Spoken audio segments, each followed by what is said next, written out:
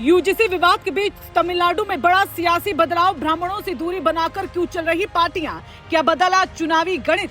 देश भर में छिड़ी नई बहस। एक भी ब्राह्मण उम्मीदवार नहीं उतारकर बीजेपी समेत सभी दलों ने दिया बड़ा संकेत। क्या स्वर्ण राजनीति पर बदल रहा है रुख? दक्षिण से उठी नई लहर।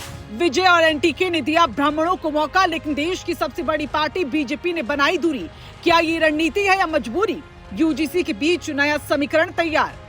जब राजनीति बदलती है तो उसके संकेत सिर्फ भाषणों में नहीं बल्कि फैसलों में नजर आते हैं। और तमिलनाडु में इस बार जो हो रहा है वो सिर्फ चुनाव नहीं बल्कि एक बड़े बदलाव का संकेत है, क्योंकि यूजीसी को लेकर देश भर में जहां स्वर्ण समाज की नाराजगी चर्चा में है, वहीं तमिलनाडु में लगभग सभी पार्टियों का ब्राह्मण उम्मीदवारों से दूरी बनाना एक अलग ही कहानी को बयां कर रहा है।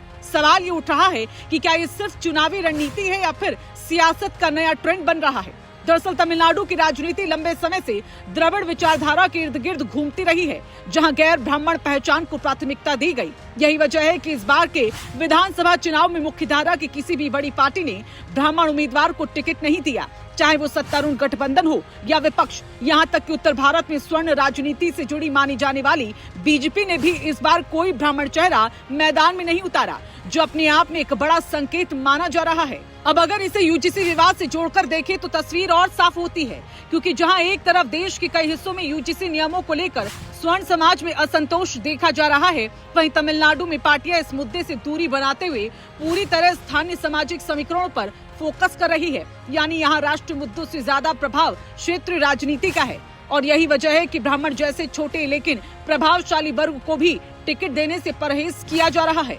इतिहास पर नजर डालें तो ये कोई नया ट्रेंड नहीं है। 1950 के दशक से ही तमिलनाडु की राजनीति में ब्राह्मणों का प्रभाव धीरे धीरे कम होता गया। कामराज के दौर से लेकर द्रमुक के उदय तक गैर ब्राह्मण राजनीति मजबूत होती गई और ब्राह्मण प्रतिनिधित्व लगातार घटता चला गया। आज हालात ये हैं कि ब्राह्मण आबादी करीब 3% होने के बावजूद चुनावी राजनीति में उनकी हिस्सेदारी लगभग नगण्य हो चुकी है।